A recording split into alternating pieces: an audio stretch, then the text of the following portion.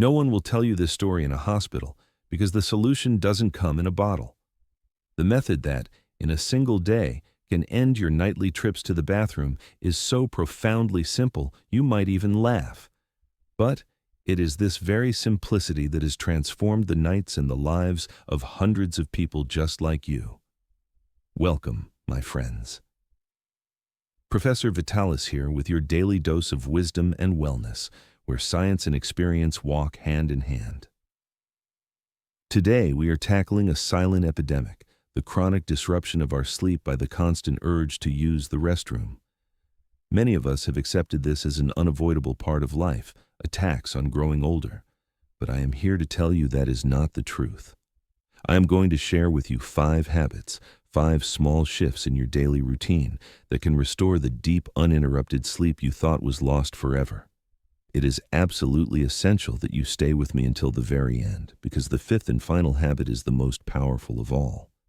It addresses a psychological trap that keeps millions of people locked in a cycle of waking and walking, and breaking that cycle is the final key to unlocking a truly restful night. For most of my professional life, I, too, was guilty of this common misconception. When my patients would complain about waking up 2 or 3 times a night, I would offer a sympathetic nod and say the words I now regret. Well, it's a natural part of aging. It happens to us all. Then, it began happening to me. It started with 1 trip a night. Soon it was 2, then 3. On my worst nights, I would see the clock at midnight, 2 a.m., 4 a.m., and again just before dawn. I began to dread the sunset, knowing it was the beginning of another fragmented, exhausting night. The toll was immense. I was a physician, a man whose mind was his most critical tool. Yet, I found myself adrift in a fog of fatigue. My concentration during patient consultations would wane. I'd lose my train of thought mid-sentence. I once even began to doze off in my own office, a profound embarrassment for a man dedicated to health. The most terrifying moment came one afternoon. Shaken from yet another poor night's sleep, I was writing a prescription when my trusted head nurse gently put her hand on my arm. "Professor," she said quietly, "I think you may want to double-check that dosage." I looked down, and a cold wave of dread washed over me. She was right. I had nearly made a critical error, a mistake that could have had serious consequences for a patient who trusted me. That night, I looked in the mirror and didn't recognize the tired, anxious man staring back. This wasn't just an inconvenience. It was a thief, systematically robbing me of my health, my clarity, and my ability to safely practice the medicine I loved. This is not just my story. I think of my former patient, Mr. Kim, a kind 82-year-old man who came to me in a state of deep depression. He was waking up 6, sometimes 7 times a night. "Professor," he told me, his face a mask of exhaustion, "life is a torture without sleep. I feel like I'm losing my mind." I remember the profound helplessness in his eyes. Another patient, a wonderful woman named Mrs. Park, wasn't so fortunate. One night, on her 3rd trip to the bathroom in the dark, she stumbled and fell, fracturing her hip. That single fall led to a cascade of problems, a long and painful recovery, a loss of mobility, and a descent into isolation and despair. So, you see, this is not a small problem. It carries the risk of depression, cognitive decline, and life-altering injuries. It can strain relationships, as my own dear wife will attest. She eventually moved to the guest room because my constant tossing and turning, the trips out of bed, made it impossible for her to rest. I tried everything. I underwent ultrasounds of my bladder, had my prostate checked, took medications that offered little relief but plenty of side effects. The answer was always the same. "It's your age." I started to believe it. My memory suffered. I'd forget the names of patients I'd known for decades. I'd repeat stories at family dinners, much to the concerned glances of my children. It was only later that I learned what science now confirms. During deep sleep, the brain performs a vital cleansing process, clearing out metabolic waste. Without that deep sleep, these toxins accumulate, directly impairing cognitive function. My breakthrough, my aha moment, came from the one place I hadn't thought to look: my dinner table. One evening, my wife gently remarked, "You know, my love, You have a large bowl of soup and several pieces of fruit every single night before bed. The comment was so simple, so obvious, it struck me like a bolt of lightning. Here I was, a physician with decades of experience, and I had overlooked the most fundamental principle of all, the body's fluid balance. With a newfound sense of humility, I dove into the medical literature, and everything clicked into place. The body's hormonal rhythms, its hemodynamics, the simple physics of fluid, it was all there. I realized that before resorting to pills and procedures, there were foundational habits I needed to change. I started that very night, and now I want to share them with you.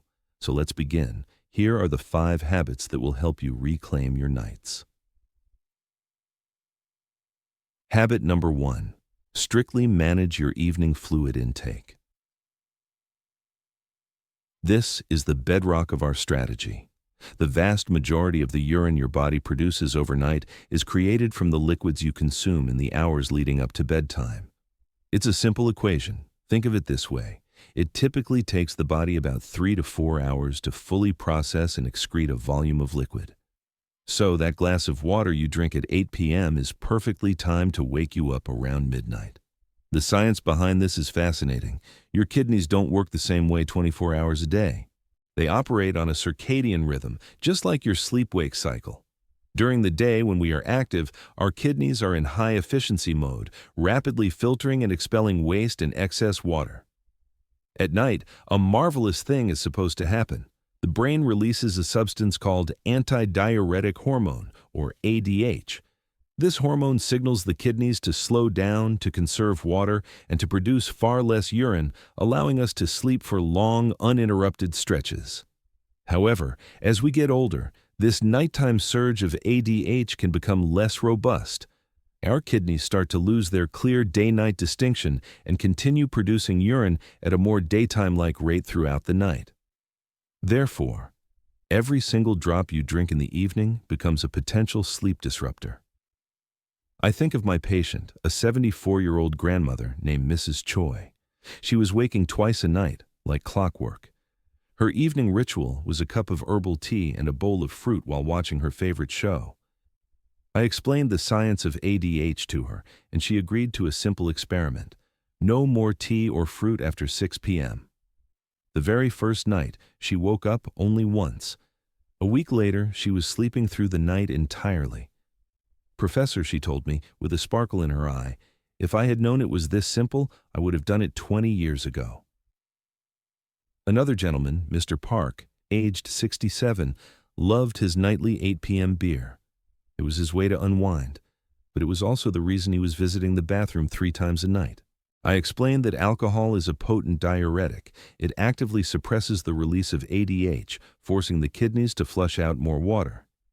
He was resistant at first, but I asked him, "Mr. Park, what do you value more right now, that beer or a full night of restorative sleep?" Reluctantly, he moved his beer to dinner time. A month later, he came back and laughed. "Professor, I've discovered I like sleeping more than I like drinking, so here's your practical plan for tonight. After 6 p.m., consider your kitchen's beverage service closed. This means no water, no tea, no juice, no milk, no soda, and certainly no alcohol. If you have soup for dinner, focus on eating the hearty vegetables and protein, but leave the majority of the broth in the bowl. Be mindful of hidden water in foods like melons, oranges, grapes, and even yogurt or porridge. If you feel genuine thirst, allow yourself a tiny sip of water, just enough to moisten your mouth. An even better trick is to simply swish the water around your mouth to relieve the feeling of dryness and then spit it out. This is especially critical in the final 2 hours before bed. Of course, you must take prescribed medications, but do so with the smallest amount of water possible. Remember, this is not about dehydrating yourself. It is crucial to drink plenty of fluids throughout the day, from morning until late afternoon. But then, you taper off. If you have a specific medical condition related to your heart or kidneys, please discuss this change with your doctor first. But for most of us, this one change can be revolutionary. Habit number 2, actively combat leg swelling. This second habit is a direct path to reducing the amount of urine your body produces at night. Throughout the day, as we stand and sit, gravity does its work, pulling fluid down into the tissues of our lower legs and feet. You might notice your ankles are a bit swollen by the end of the day, or that your socks leave a deeper indentation. This is a phenomenon known as gravitational edema. Now, what happens when you lie down to go to sleep? Gravity's pull is neutralized. All that fluid that was pooled in your legs doesn't just vanish. It begins its journey back into your circulatory system. This large volume of fluid returns to the heart, increases your blood volume, and is then sent to the kidneys to be filtered. The kidneys see this influx of fluid and do exactly what they are designed to do. They turn it into urine, filling your bladder while you are trying to sleep. This is one of the most common and overlooked physiological causes of nighttime urination. I had a patient, a 77-year-old fisherman who had spent his life standing on a boat. His legs would swell significantly by the end of each day, and he was waking up 3 to 4 times a night. His sleep was a wreck. I suggested something incredibly simple. Every evening, after dinner, while he watched the news, he was to lie on the couch and prop his feet up on a tall stack of pillows, keeping his feet higher than his heart. He was skeptical, but he tried it. Within a week, his awakenings were down to just 1 per night. He was astonished. "Professor," he said, "all these years, the answer was just a few pillows." Another case was a 71-year-old woman who had worked for 40 years, standing behind a department store counter. Even in retirement, her body held on to the habit of swelling, and she woke 3 times a night out of pure ingrained reflex. I advised her to not only elevate her legs in the evening, but also to wear mild compression stockings during the day to prevent the fluid from pooling in the first place. The combination was life-changing. She was finally sleeping soundly for the first time in decades.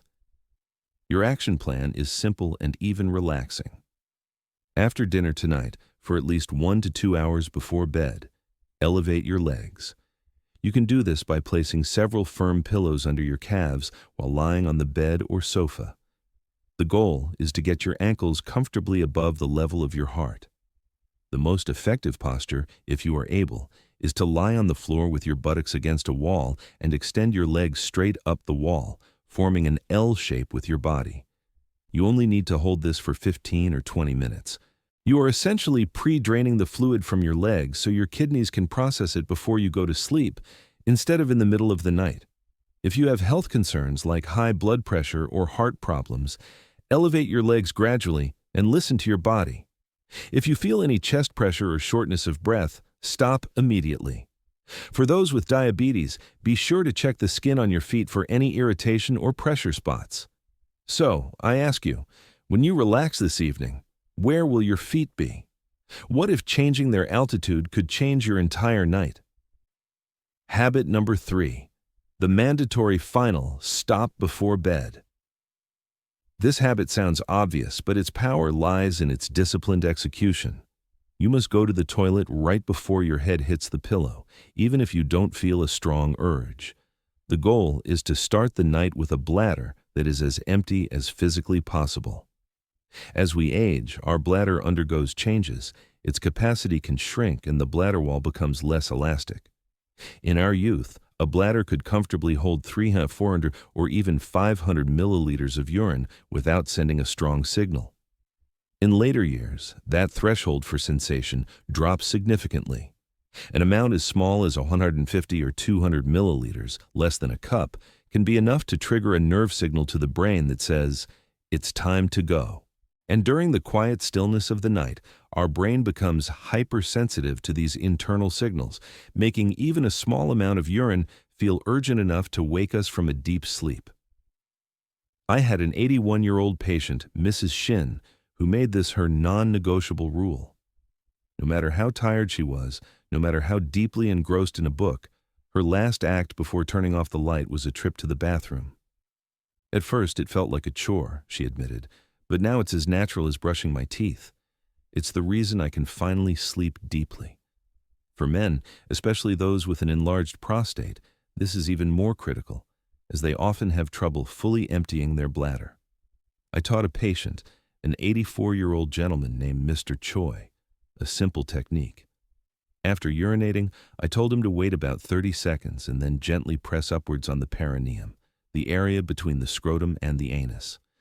This small maneuver helps to expel the residual urine that often gets trapped. He reported that this trick alone made a remarkable difference in delaying his first nightly awakening. So your practical plan is to create an unbreakable ritual. The final step in your bedtime routine, after you've brushed your teeth, after you've locked the doors, is to use the toilet. And do not rush. Rushing tenses the pelvic floor muscles and can prevent complete emptying. I recommend that everyone, including men, sit down to urinate at this final stop. It allows for better relaxation of the pelvic muscles. Take your time. When you think you are finished, pause for a moment, take a deep breath, and try one more time. You might be surprised. If you are on diuretic medication for blood pressure or a heart condition, have a conversation with your doctor about the timing.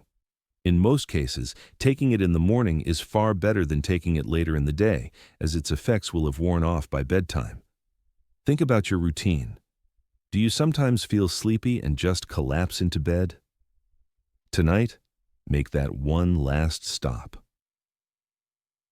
Habit number 4. Make your bedroom a no-phone zone.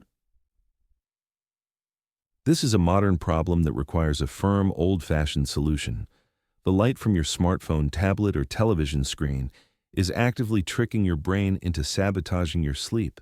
Specifically, the blue frequency light emitted by these screens sends a powerful signal to a master clock in your brain called the suprachiasmatic nucleus. This signal tells your brain, it's daytime. Stay awake. This does two very destructive things. First, it suppresses the production of melatonin, the key hormone that governs sleep. Without sufficient melatonin, it's harder to fall asleep and stay asleep.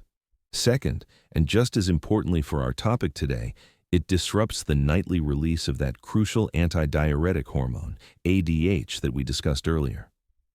When your brain thinks it's daytime, it doesn't send the signal to your kidneys to slow down. The factory keeps running at full production right when you want it to be closed. Furthermore, the content we consume, the stressful news, the stimulating political debates, the endless social media scroll, activates our sympathetic nervous system, the fight or flight response, making our bodies tense and anxious when they should be winding down. Mr. Cho, a 79-year-old patient, had a habit of falling asleep every night with his phone in his hand, scrolling through political news. He was agitated and sleeping poorly. I challenged him to leave his phone charging in the living room. At first, it felt strange, being alone with my thoughts, he confessed, but I sleep so much deeper now. I realized the news was filling me with a hidden stress that followed me into my sleep. He now reads a chapter of a light novel before bed, and his nights are transformed. Another patient, 68-year-old Mrs. Lee, loved her nightly ritual of video chatting with her grandchildren from her bed. It was a joy, but the bright screen and emotional stimulation were keeping her up. I suggested she have those lovely conversations after dinner in the living room and then put the phone away for the night. Yes, I miss seeing their faces right before I sleep, she said, but I've realized that being a well-rested present grandmother during the day is more important. Your action plan is absolute. At least 1 hour before you intend to sleep, all screens go off. Your bedroom must become a sanctuary for sleep, not an entertainment center. Charge your phone in another room overnight. If you rely on it for an alarm, I urge you to invest a few dollars in a simple, old-fashioned alarm clock. It is one of the single best investments you can make for your sleep hygiene. Instead of scrolling, rediscover the joy of a physical book. Listen to calm music. Do some gentle stretching. Let your mind and your hormones wind down naturally. Remember, your brain needs darkness to initiate the chemistry of sleep. Don't rob it of that essential signal. And now, for the final habit, the one I promised you would be the most important. This is the one that breaks the cycle. Habit number 5. When you wake up, don't immediately get up. This may sound completely counterintuitive, but please hear me out. Very often, the reason you are going to the bathroom in the middle of the night is not because your bladder is truly full, but because your brain has been trained to go. Our brains are magnificent pattern-making machines. If you wake up at 2 a.m. a few nights in a row and immediately go to the bathroom, your brain forges a powerful neural pathway, a habit loop. 2 a.m. means wake up and walk to the bathroom. Soon, the brain will start waking you up at 2 a.m. automatically, even on nights when your bladder is practically empty. This is a phenomenon we call conditioned awakening or psychogenic nocturia. It's normal to have brief partial awakenings between sleep cycles. But if your immediate reaction is always to throw off the covers and head for the bathroom, you are reinforcing the habit, training your body to wake up fully and cementing this destructive pattern. You must break the chain of command. I worked with a patient, Mrs. Moon, who had a rigid waking pattern, midnight, 2 a.m., and 4 a.m. every single night. She was miserable. I taught her this technique. The first few nights she said it was torture. She'd wake up and her mind would scream, "You have to go." But she followed the plan. She stayed in bed. She breathed. And she found that after a few minutes, the urge would often soften and disappear. After 2 weeks, she was only waking up once. Now, she frequently sleeps straight through until morning. It was a battle of wills between me and my own brain, she said, and I finally won. So this is your final, most crucial piece of homework. When your eyes open in the darkness tonight, resist the automatic impulse to get up. Lie still. Take a moment and check in with your body. Ask yourself, is this an urgent, painful, demanding need? Or is it a mild, familiar suggestion? More often than not, it's just the echo of a habit. Close your eyes. Focus on your breathing. Take a long, slow, deep breath in, and an even longer, slower breath out. Feel your body sink into the mattress. Repeat this 5 to 10 times, relaxing your entire body from your toes to your scalp. In that state of calm, you give your brain the chance to disengage from the panic signal and drift back into sleep. Now, let me be perfectly clear. This is not a call to endure pain or discomfort. If the urge is genuinely strong and painful, or if you have a known medical issue like incontinence or a urinary tract infection, of course you should get up. The goal here is to dismantle a false alarm, not to ignore a real fire. This technique is about breaking a conditioned psychological habit, and it works in tandem with the other 4 physical habits to create a powerful, holistic solution. So let's bring it all together. A single day, a single night, can be the start of a profound change. You don't need to do everything at once. That would be overwhelming. Just choose one. Perhaps tonight, you'll simply limit your fluids after 6 p.m., or maybe you'll try elevating your legs while you read. Or perhaps you'll commit to leaving your phone in the living room. Pick one and then observe. When you wake up tomorrow morning feeling even a little more refreshed, that small victory will give you the motivation to add a second habit and then a third. This is how lasting change is made, not through stressful, sweeping overhauls, but through small, consistent, intelligent steps. I have seen patients who, after adopting these practices, were able to stop taking sleeping pills they had relied on for years. Medication can be a temporary crutch, but it is not a long-term solution. The only sustainable path to deep natural sleep is through lifestyle. In my many decades of practice, I have learned one lesson over and over again. The most powerful healing methods are often the simplest. Waking up refreshed with a clear mind and a calm spirit is your birthright. It is the foundation of a vibrant, joyful, and healthy life. Let me quickly summarize the 5 steps to reclaim your nights. First, limit all liquids after 6 p.m. Second, elevate your legs for a period in the evening to drain fluid. Third, make a final unhurried trip to the bathroom and non-negotiable part of your bedtime routine. Fourth, banish all electronic screens from your bedroom at least an hour before sleep. And fifth, when you wake at night, pause and breathe before you react to break the habit of conditioned awakening. I truly believe that if you try even one of these tonight, you will feel a difference tomorrow. And with that small change, your new life of better sleep begins. Knowledge only works when you apply it. I'm Professor Vitalis. Stay curious, stay healthy, and never stop learning.